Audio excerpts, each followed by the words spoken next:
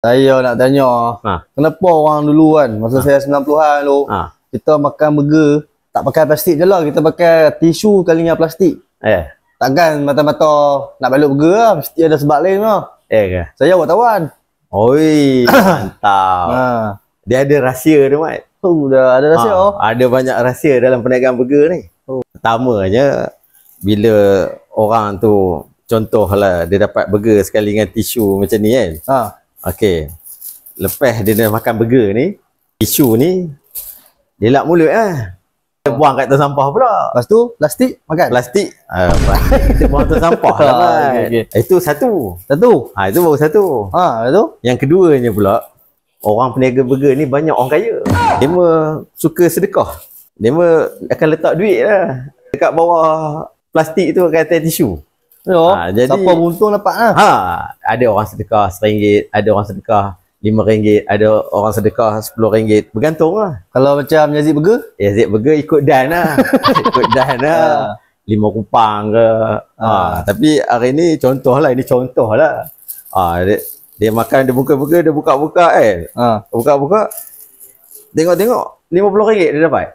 Yang ni nampak kaya dapat kata ya. Alhamdulillah, Mat. Bonus je tahun. Yang ketiganya, contohlah dia balik burger macam ni kan. Yang ketiga pula, ni burger dah siap dah ni. Dia balik rumah. Peniaga burger ni, dia suka berkawan. Jadi mana-mana customer dia tu, dia bagilah short message. Dia bagi surat. Tapi dulu tak ada WhatsApp, tak ada handphone. Jadi dia bagi nota kaki. Macam ni, dia buka-buka burger.